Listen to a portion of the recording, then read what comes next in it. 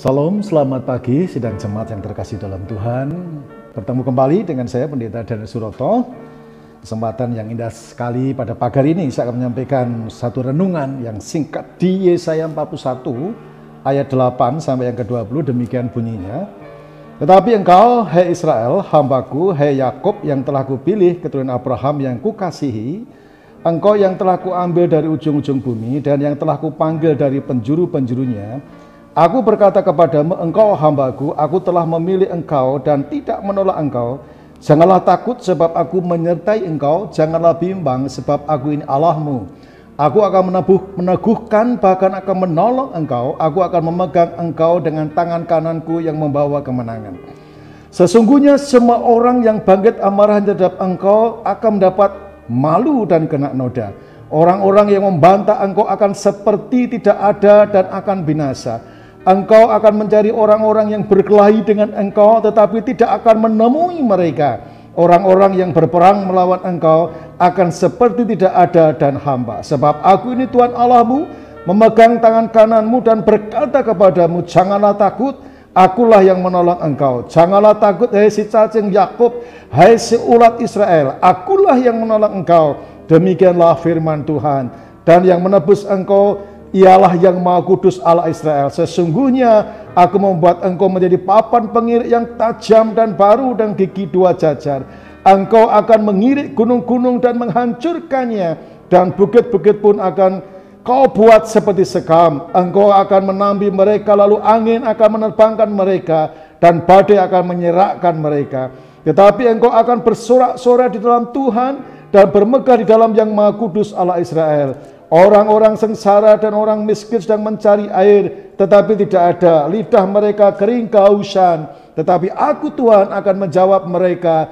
Dan sebagai Allah orang Israel tidak akan meninggalkan mereka. Aku akan membuat sungai-sungai memancar di atas bukit-bukit yang gundul, dan membuat mata air membual di tengah dataran. Aku akan membuat padang gurun dan menjadi telaga, dan memancarkan air dan tanah yang kering. Ayat 20, supaya semua orang melihat dan mengetahui, memperhatikan dan memahami bahwa tangan Tuhan yang membuat semuanya ini, dan yang Maha Kudus Allah Israel yang menciptakannya.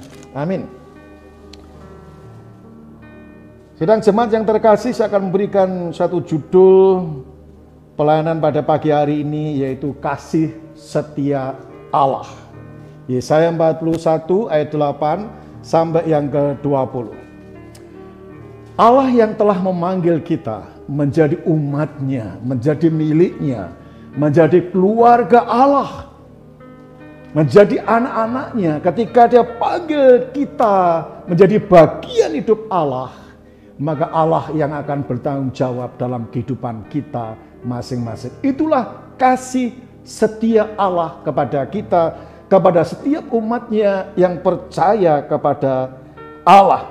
Nah, mari kita akan melihat apakah tanggung jawab Allah itu seperti apa. Ya, kita akan melihat, kita sudah membaca firman Tuhan. Yang pertama, bentuk tanggung jawab Allah adalah akan membuat malu orang-orang yang memusuhi kita. Ya. Kalau kita baca Yesaya 41 ayat 11, dikatakan demikian, sesungguhnya semua orang yang bangkit amarahnya terhadap engkau akan mendapat malu dan kena noda. Orang-orang yang membantah engkau akan seperti tidak ada dan akan binasa. Engkau akan mencari orang-orang yang berkelahi dengan engkau, tetapi tidak akan menemui mereka. Orang-orang yang berperang melawan engkau akan seperti tidak ada dan hampa. Sebab aku ini Tuhan Allahmu, memegang tangan kananmu dan berkata kepadamu, janganlah takut, akulah yang menolong engkau. Nah, sidang jemaat yang terkasih, janji Tuhan luar biasa bagi kita semuanya. Tidak memungkiri mungkin ada orang yang iri hati dengan kita. Ada orang gak suka dengan kita. Apakah keberhasilan kita, keberuntungan kita, kesuksesan kita di dalam kehidupan ini. Dalam segala bidang aspek kehidupan. Dalam kita bermasyarakat, berumah tangga, berteman dan lain sebagainya. Mungkin ada orang-orang yang gak suka dengan kita. Sekalipun tanpa dasar mereka berkata tidak baik untuk kita. Bahkan mungkin mereka merancangkan sesuatu. Mungkin mungkin untuk menjegal kita, menggagalkan kita, membuat kita menderita, membuat kita susah. Jangan takut. Kenapa kita tidak takut? Karena Allah berkata, aku yang telah memilihmu, aku yang telah memanggilmu, aku Allah yang penuh dengan kasih setia. Dan Allah bertanggung jawab untuk apa? Membela kita, menolong kita, untuk menyatakan pertolongannya atas kita. Ayat tadi dengan jelas orang-orang yang merekayasa tidak baik untuk kamu. Orang-orang yang berusaha menjahati dirimu. Orang-orang yang berusaha menggagalkanmu, menjatuhkanmu. Allah tidak berdiam diri. Allah yang akan melawan mereka. Allah yang akan bekerja untuk kita untuk menyatakan keadilannya atas mereka.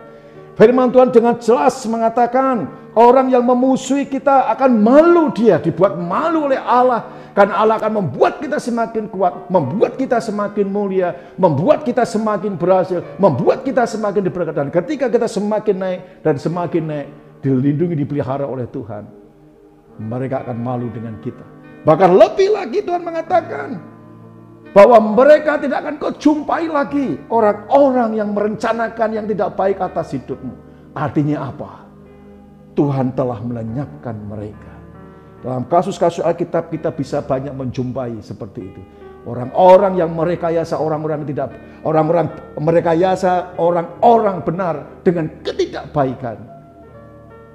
Mereka pada akhirnya berhadapan Tuhan dan ada juga yang dilenyapkan oleh Tuhan. Karena Tuhan akan memberi kemenangan kepada kita masing-masing. Sedang jemaat yang terkasih dalam Tuhan Yesus, jangan takut, jangan khawatir dengan orang-orang yang mungkin berusaha untuk hal yang tidak baik. Tuhan akan membela kita, menunjukkan kasih setianya.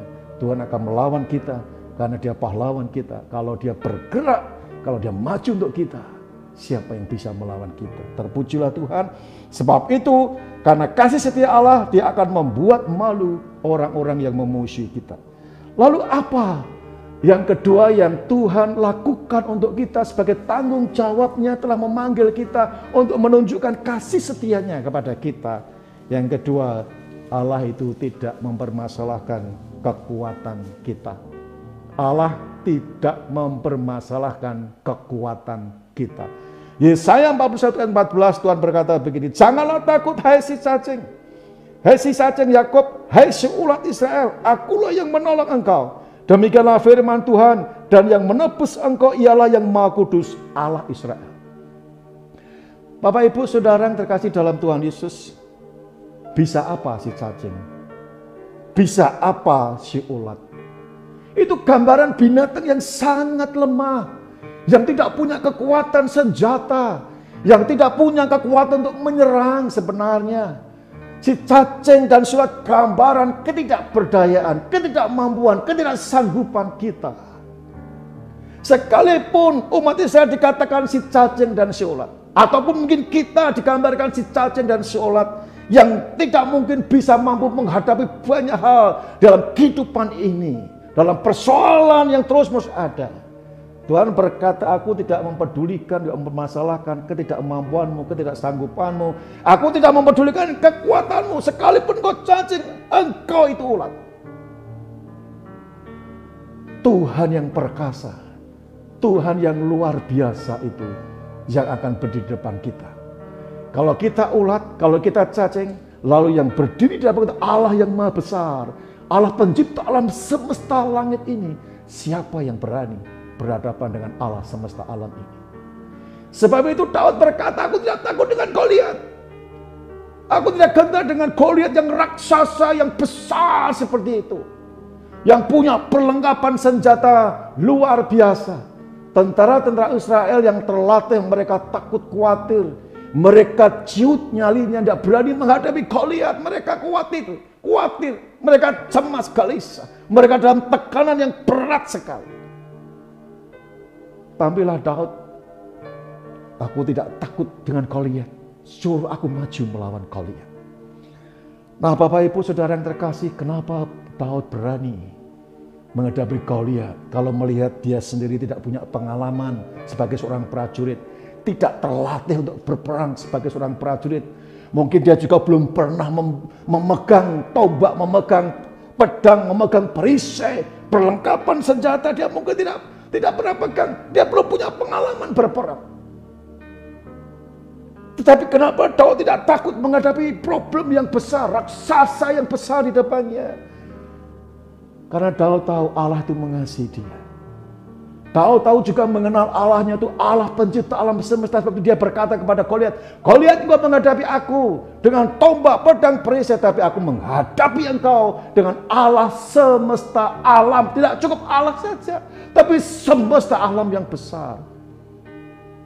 Keyakinan Daud yang seperti itu artinya Tuhan tidak mempermasalahkan seberapa kuatnya dirinya sebagai seorang Daud.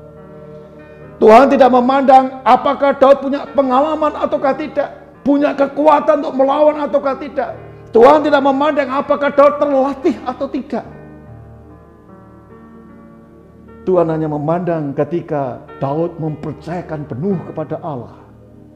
Percaya penuh kepada Allah, bahwa Allah yang menolongnya, Allah yang sanggup. Sebab itu Daud tidak ragu akan Allahnya di tengah-tengah menghadapi situasi yang sulit itu, menghadapi Goliat. Dia maju dengan satu keyakinan, kepastian, Allah di pihakku yang akan menolong aku. Dan Alkitab membuktikan. Akhirnya kita tahu Goliat pun jatuh tersungkur di depan Daud karena Allah yang bekerja. Jadi Bapak Ibu Saudara terkasih, mungkin engkau menghadapi saat ini problem masalah yang pelik dalam hidupmu. Engkau tidak punya kekuatan, tidak punya kesanggupan, tidak punya daya, mungkin tidak punya harta untuk menyelesaikan masalah itu. Tapi masih ada satu pengharapan yang luar biasa. Allah yang maha besar, Allah yang mengasihi kita, Dia akan bertindak atas kita.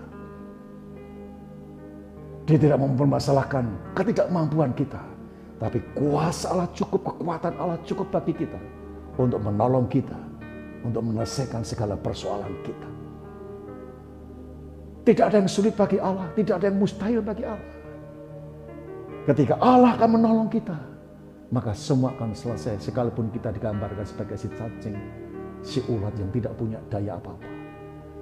Tapi yang menolong kita itu luar biasa. Cacing di tangan Allah yang luar biasa. Si ulat di tangan Allah yang perkasa. Akan bisa melakukan perkara-perkara yang luar biasa. Perkara-perkara yang dahsyat, sanggup untuk menghadapi segala sesuatunya. Kemudian sidang jemaat yang terkasih yang ketiga, apa yang akan dibuat oleh Allah? Allah sanggup mengubahkan situasi sulit menjadi berkat kemuliaan bagi kita. Firman Tuhan tadi berkata seperti ini. Yesaya 41 ayat 18, aku akan membuat sungai-sungai memancar di atas bukit-bukit yang gundul dan membuat mata-mata air membual di tengah-tengah dataran. Aku akan membuat padang gurun menjadi telaga dan memancarkan air dari tanah kering.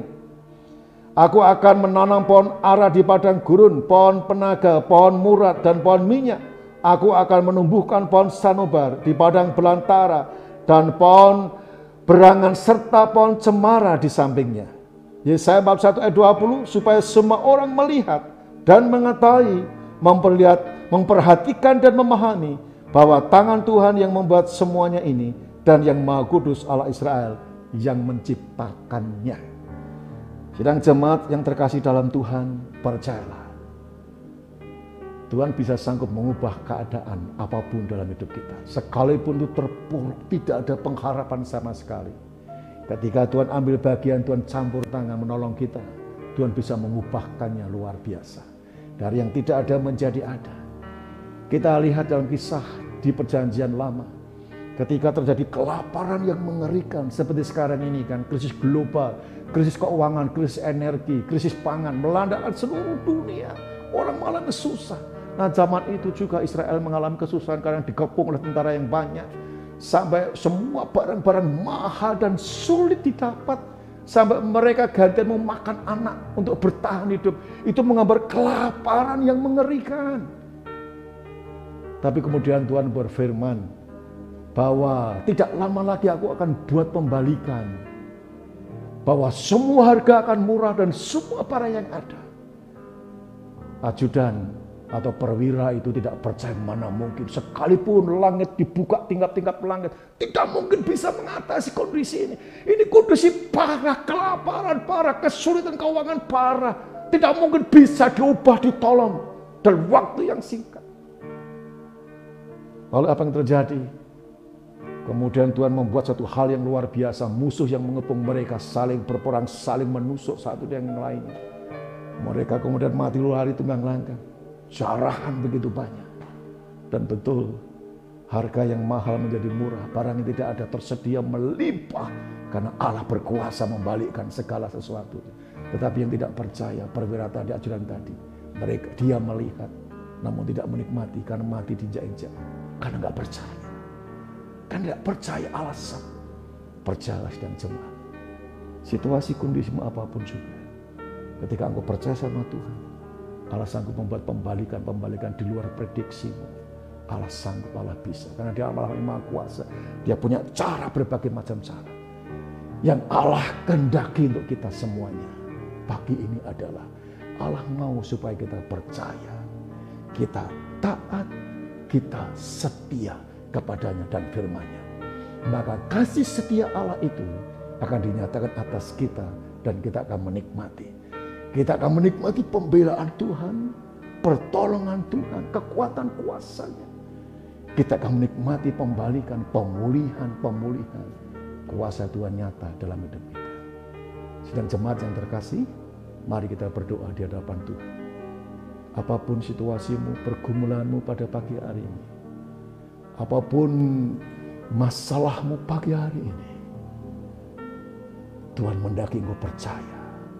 Tuhan mendaki engkau taat setia. Karena Allah yang kita sembah, Allah yang Maha Kuasa, Allah yang setia, dan akan menunjukkan kesetiaannya, kuasanya. Pertolongan, jangan takut. Jangan gelisah hatimu, jangan khawatir. Lihat Tuhan, arahkan mata pada Tuhan. Percaya pada Dia. Taat firman-Nya, lakukan setia. Maka cepat atau lambat, Tuhan akan berkarya dalam hidupmu.